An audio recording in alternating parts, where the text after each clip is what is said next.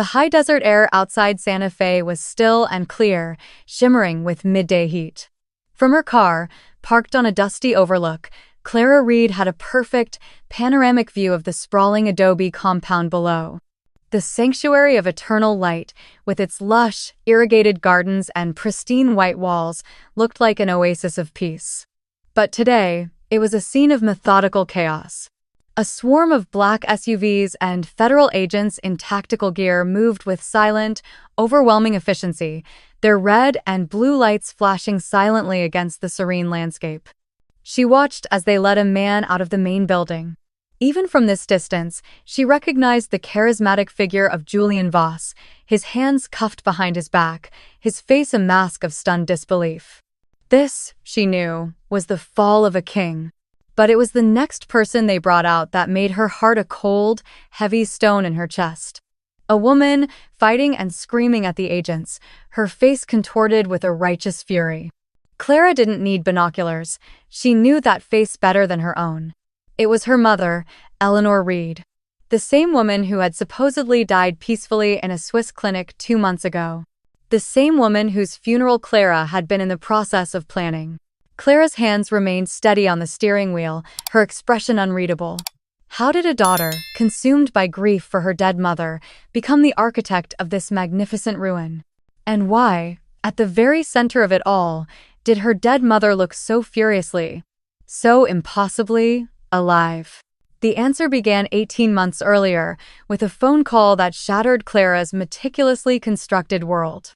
It wasn't a lie that felt like malice, it was a lie that felt like a tragedy. One moment, Clara was a rising architect in a prestigious Chicago firm, her drafting table overlooking the glittering expanse of Lake Michigan. The next, she was listening to her mother's voice, thin and laced with brave tears, describe a rare, aggressive cancer. The doctors in Santa Fe had given her months, Eleanor whispered, but there was a sliver of hope, an experimental clinic in Germany offering a radical new therapy. The unspoken plea hung in the air between them, heavier than any skyscraper Clara could ever design. Her father was gone, her mother was all she had left. The fear of being truly alone was a cold, sharp-toothed animal in her gut. There was no decision to be made, only an immediate, instinctual reaction. Within 48 hours, she had resigned from her job, sacrificing an upcoming promotion. She broke the lease on her apartment, packing the life she had proudly built for herself into cardboard boxes. She drove 1,000 miles from a city of steel and glass back to a town of earth and sky, her mind numb with a singular, desperate purpose: to save her mother. She unpacked her bags in her childhood bedroom, the floral wallpaper seeming to mock her return to a life she thought she had outgrown. At the time, she believed the only price of this battle would be her time and her career. She had no idea that was just the opening bid. The opening bid was her career, the next was her entire net worth. The demands for payment began a week after her arrival, disguised as sterile, official emails from the Klemper Institute for Cellular Regeneration. They were filled with complex medical jargon, phase 1 cytokine therapy, mitochondrial transfusions, and concluded with staggering 5-figure invoices. The first one required a wire transfer of $150,000. Clara sat at her childhood desk, the one where she used to do her homework, and watched the entire savings she had painstakingly built over a decade disappear with a single click. It was the down payment for a future she was now sacrificing. But the emails kept coming. For the next phase of treatment, she sold her car, the reliable sedan that had carried her life from Chicago. For the phase after that, she started taking on freelance architectural drafting jobs, working late into the night after long days of caregiving. Through it all, Eleanor played the part of the brave, wilting patient to perfection. Her moments of profound weakness and pain always seemed to coincide with the arrival of a new bill. She would hold Clara's hand, her own feeling frail and cool, and whisper, "I know this is hard, my love, but I can feel it working. You are saving my life." Those words were the fuel. They made every sacrifice feel not like a loss, but like a holy act. Clara was now broke, exhausted, and living on fumes of hope. She was giving everything she had. It was a dangerous position to be in, because there was still one thing left to give. The last thing left to give was the house itself. The quiet, adobe-style home her father had built, its walls holding the echoes of every happy memory she possessed. The final demand came disguised as a tearful, hopeful breakthrough. Eleanor, looking more frail than ever, presented Clara with a glossy brochure for a private wellness sanctuary in Montreux, Switzerland. They were pioneering an experimental stem cell therapy, she explained, a final, definitive cure. It was her last chance. The price was $300,000. The number was so vast it seemed unreal, but the implied alternative, doing nothing, was unthinkable. To refuse felt like signing her mother's death certificate. That night, Clara walked through the empty rooms, her hand trailing along the rough-hewn wooden beams her father had set in place. Selling the house felt like a betrayal of his memory, like tearing out the last pages of her own life story.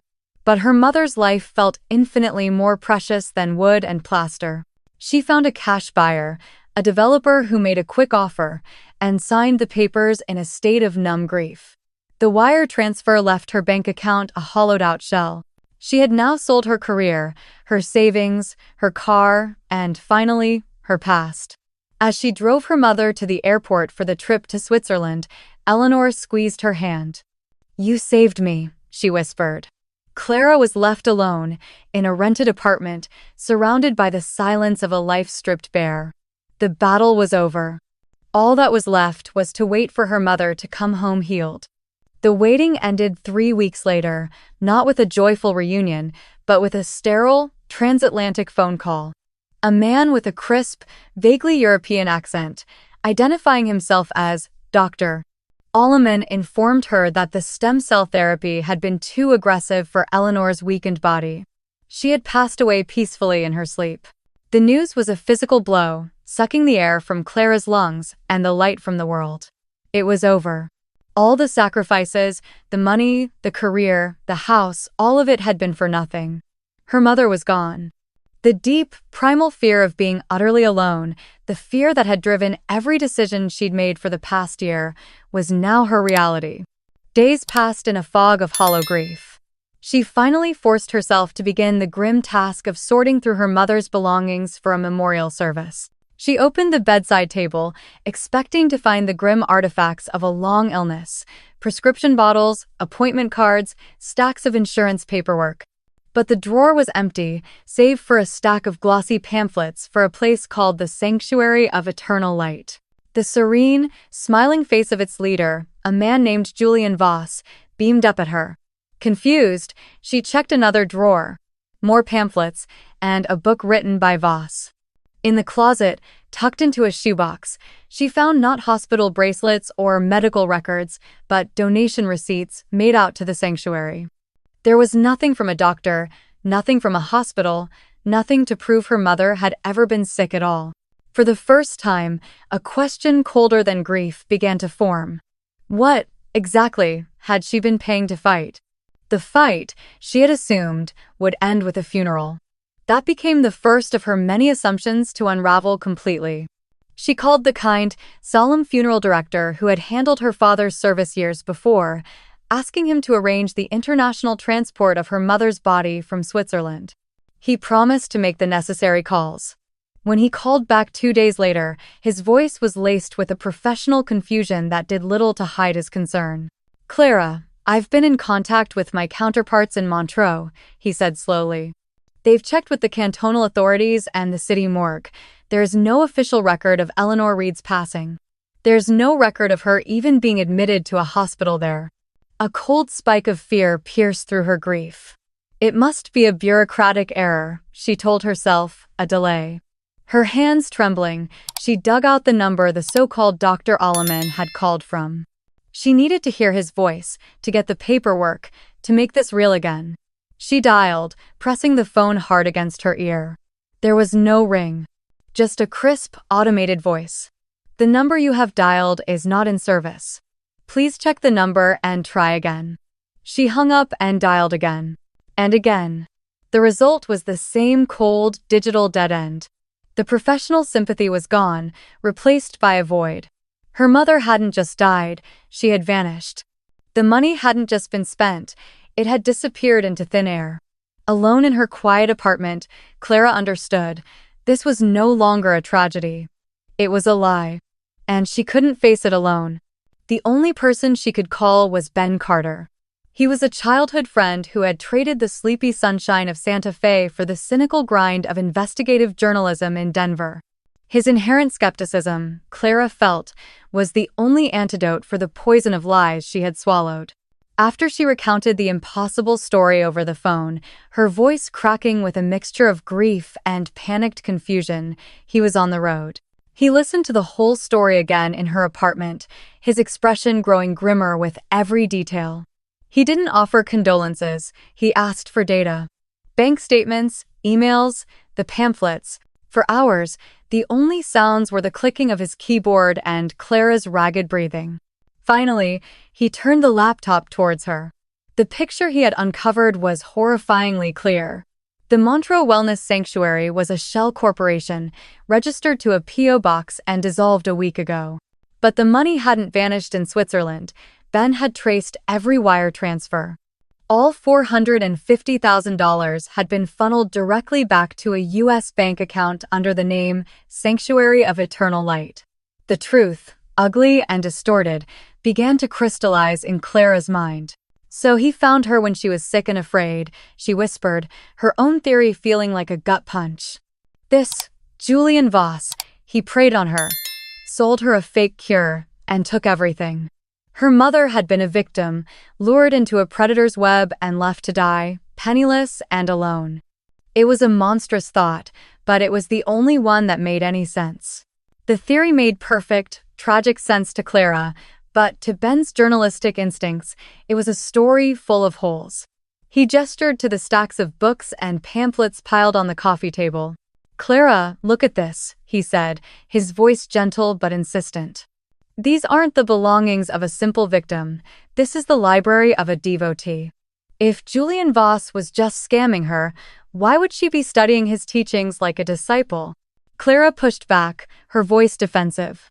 She was sick, Ben. She was desperate and vulnerable. She would have clung to anything. But Ben shook his head, pressing on. Then why the elaborate fake death? Financial predators bleed their marks dry and disappear. They don't orchestrate complex international death hoaxes. It's too risky, there's no reason for it. He was right. The sheer theatricality of it was what felt so wrong.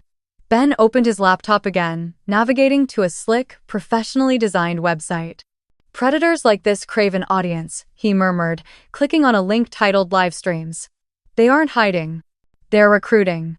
The page was filled with dozens of videos, sermons, testimonials, celebrations. He pointed to a thumbnail at the top of the page, uploaded just 2 days ago. "If we want to understand what happened to her, we need to see the world she was living in." Clara's heart hammered against her ribs. The idea of seeing her mother on screen, alive and vibrant from a time before she died, was almost too painful to bear. But Ben's logic was a lifeline in her sea of confusion. With a trembling finger, she reached out and clicked play. The video began with a sweeping, cinematic shot of the sanctuary's main courtyard, bathed in the golden light of a New Mexico sunset. Hundreds of people, all dressed in flowing white, sat enraptured as Julian Voss took the stage. He was handsome, charismatic, his voice a hypnotic balm as he spoke of transcending earthly pain and releasing the attachments that bind us to suffering. As he spoke, the camera panned slowly across the adoring faces of his followers. Clara scanned the crowd, her breath held tight in her chest, searching for a ghost. She was looking for a glimpse of her mother from months ago, a face that might have been captured before the illness had taken its final toll. The camera settled on the front row, reserved for the most devout, the inner circle. A woman looked up at Voss, her eyes shining with an ecstatic, fervent adoration. Clara's blood ran cold. It couldn't be. This woman was the picture of health, glowing, vibrant. "Pause it," Clara whispered, her voice a dry rasp. Ben froze the frame and zoomed in. There was no doubt. The slight tilt of the head, the familiar line of her jaw, the small mole beside her left eye. It was Eleanor Reed. In the bottom corner of the screen, the video's timestamp was a brutal, undeniable fact. October 4th, 2025. 2 days ago. More than a month after she had supposedly died in Switzerland. The grief, the fear, the confusion, it all vaporized in an instant, replaced by a single, horrifying truth that burned away everything else. Her mother wasn't a victim, she was a volunteer. And the cancer wasn't a disease, it was a script. And she, Clara, had not been a caregiver. She had been the unwitting sole investor in the most intimate and cruel piece of theater imaginable. The past year replayed in her mind, but the footage was now grotesquely recolored by the truth. Her mother's frailty after a long day of treatment was an actress's calculated exhaustion. The tearful gratitude each time Clara handed over more money was a performer's closing scene. Every pained smile, every whispered word of hope was a line from a script designed to extract the maximum possible sacrifice. The entire illness was a fiction, and her mother had given the performance of a lifetime. The money hadn't been for medicine, it was a tribute. Her life savings, her car, the very house her father had built, it was all just an extravagant offering to a charlatan, a buy-in for her mother to secure a place in the inner circle of a cult. The faked death was the most vicious cut of all. It was not a tragedy, it was a business transaction. It was Eleanor's way of severing the final tie to the daughter she had just bankrupted, allowing her to be reborn into her new, enlightened life, free of charge and free of consequence. The daughter who had cried herself to sleep for a dying mother was gone, incinerated in the fire of this new truth. In her place sat someone else, someone colder and sharper. The woman who now stared at the frozen image of her mother's smiling, treacherous face was not planning a memorial. She was planning a war. War was declared not with a scream, but with the quiet, deliberate click of a laptop closing. The grief that had hollowed Clara out was gone, replaced by a glacial, diamond-hard focus. Ben, sitting opposite her, was pale with a mixture of shock and journalistic fury. "This is the most diabolical, twisted con I have ever seen," he said, his voice low. "They didn't just defraud you, they psychologically tortured you." Clara simply nodded, her eyes still fixed on the screen where her mother's treacherous smile was frozen. "The money is gone, Ben, I accept that. Getting it back isn't the point." She looked at him, and for the first time, he saw not his grieving friend, but a stranger. "They used my love to build their paradise. I'm going to use the truth to burn it to the ground." Her apartment, once a place of mourning, became a command center. Her mind, once trained to design buildings, was now repurposed for demolition. She saw the sanctuary not as a group of people, but as a compromised structure, and she began looking for its load-bearing walls. "Every cult, every fraud, has a foundational lie," she said, her voice even and methodical. "We find that, and the whole thing comes down." Their plan was simple in its objective: total annihilation. Ben would attack from the outside, digging into the cult's finances and history. But Clara knew she had to find a way to attack from within. To do that, she had to understand the origin of the rot. Why had her once rational mother fallen for this man? The answer, she would soon discover, was buried not in her mother's faith, but in her father's grave. The digging began with Ben chasing a simple question: when and how did Eleanor Reed first encounter Julian Voss? He spent days combing through old digital newspaper archives and public records, tracing the sanctuary's origins back to its founding a decade ago. Late one night, he found it. Not in a glossy brochure, but in a small, buried article from a local Santa Fe paper. The headline was innocuous: "Local attorney raises concerns over new wellness guru." The article quoted the attorney, who warned that Voss was a charismatic predator preying on the community's vulnerable. Ben's blood ran cold when he read the attorney's name: David Reed, Clara's father. He showed the screen to Clara, his face grim. The date on the article was from 10 years ago. 3 weeks before her father, a healthy, active man with no history of heart problems, had dropped dead from a sudden, massive coronary. The coincidence was too stark, too violent to be ignored. The truth hit Clara with the force of a physical impact. Her mother hadn't discovered the sanctuary in her grief. She had known about it, known Voss, while her husband was still alive. She had chosen to join the very man her husband had been trying to expose, the very man whose arrival coincided with his mysterious death. The last flicker of sentimentality for the woman who was her mother was extinguished. This wasn't just a story of fraud, it was a story that began with the desecration of her father's memory. And Clara's revenge would no longer be just for herself. It would be for him. Retribution for her father required more than a newspaper article, it required a confession from the serpent's own mouth. To get that, Clara had to become a predator herself. Over the next 2 weeks, she and Ben meticulously crafted a new identity. Catherine Blackwood was born a reclusive tech heiress from San Francisco, recently orphaned and adrift with an 8-figure inheritance. Ben built her a sparse but believable digital footprint while Clara rehearsed her backstory, channeling all her real pain into a fictional tragedy. She made an initial anonymous donation of $50,000 to the sanctuary, enough to get noticed. As expected, an invitation for a private consultation with Julian Voss himself arrived within days. She walked into his serene, sunlit office wearing a simple, elegant black dress and a tiny, audio recording brooch disguised as a piece of antique jewelry. She played the part of the perfect mark, intelligent but wounded, spiritually hungry and desperate for a father figure to guide her. "All this money, it feels like an anchor," she said, her voice a perfect imitation of brokenness. "I want it to mean something." Voss leaned forward, his eyes radiating a predatory empathy. "True enlightenment, Catherine," he purred, his voice a hypnotic caress, "comes from releasing the material burdens that keep us tethered to this plane. You must unburden yourself to ascend." He took the bait completely, outlining a scheme to transfer her fortune into a series of spiritually aligned trusts he controlled. He left the meeting energized, believing he had just landed his greatest prize. He had no idea he was her final target, and that he had just recorded his own death sentence. The execution of that sentence was delivered not with a bang, but with a click. In a sterile, rented office space in downtown Santa Fe, Clara and Ben initiated their perfectly synchronized attack.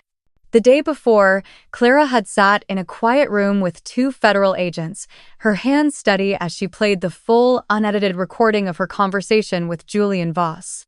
The agents listened intently, their expressions hardening as Voss's own voice laid out his predatory philosophy of spiritual extortion.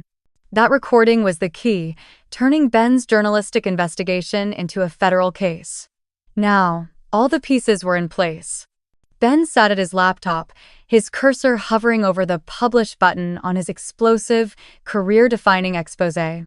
The article detailed the entire web of financial fraud, the psychological manipulation, and ended with a chilling, evidence-backed chapter questioning the convenient death of the local lawyer who had tried to stop Voss a decade earlier. Clara's phone buzzed on the table. A simple, one-word text from her FBI contact. "Go." Ben took a deep breath and clicked the button. The story went live. Within moments, the digital world erupted. News alerts lit up their screens as other outlets picked up the story. Sanctuary of Lies began to trend. The digital bomb had detonated, destroying Voss's reputation and his carefully crafted empire of lies from the outside in. And at that exact moment, miles away, the physical assault began. As the first federal agents breached the gates of the compound, the heaven built on the ruins of Clara's life began its immediate and irreversible transformation into a hell of consequence. The consequences arrived in tactical gear, shattering the sanctuary's manufactured peace with the hard, cold reality of the law. Julian Voss, stripped of his saintly robes and messianic aura, was reduced to a common criminal in a wrinkled shirt, led away in handcuffs while his followers wept in confusion. Eleanor was among the last to be escorted out. She was defiant, screaming at the agents about religious persecution, her face a mask of righteous fury. Her eyes scanned the chaos, and then, as she was being guided towards a federal vehicle, she looked up at the hills overlooking the compound. She saw a single car parked on the overlook, a lone silhouette in the driver's seat. The distance did nothing to hide the truth. She knew who it was. In that single, sickening instant, the entire trap sprung shut in her mind. The grieving heiress, the perfectly timed investigation, the raid, it all originated from that silent figure on the hill. Her daughter. The foolish, loving girl she had so easily discarded had become the architect of her doom. Eleanor's defiant rage crumbled, replaced by the silent, slack-jawed horror of absolute defeat. She had not only sacrificed her child for a fraud, she had personally forged her loving daughter into the instrument of her own destruction. She had created the avenger who now stood in judgment over her. Do you believe Eleanor ever truly loved her daughter, or was Clara always just a resource to be exploited? Share your final verdict on the mother in the comments below. A year later, in the clear, high-altitude air of rural Colorado, the dominant sound was not the ocean, but the clean, sharp noise of construction. Clara had taken the portion of her money recovered by the courts and bought a small, empty plot of land. On it, she was slowly, meticulously, building a small house of her own design. It was a structure of glass, steel, and honest, exposed wood, a fortress of transparency. Ben's article had won him a national award. Julian Voss was serving the first year of a 25-year sentence for fraud and conspiracy. The investigation into her father's death had been reopened, a cold case that remained stubbornly unsolved but was no longer forgotten. Her mother, Eleanor, had served 10 months as a co-conspirator before being released on probation. Clara had a restraining order. She had not heard her voice, nor seen her face, since the day of the raid. She wasn't happy, not in the way she had been in her old life in Chicago. That version of herself, the open, trusting, naive woman, had died in her apartment while watching that live stream. The revenge had not brought joy. It had brought a stark, quiet peace. It was the silence that comes after a controlled demolition. She had learned the full, terrible measure of her own capacity for coldness, and that knowledge was a heavy thing to carry. But as she stood on the subfloor of her unfinished house, looking at the blueprints she had drawn herself, she felt a sense of ownership she had never known. She was no longer living in a house built by her father or paying for a lie told by her mother. She was finally building on her own foundation, a foundation of hard-won, brutal truth. And for the first time in a very long time, she felt safe.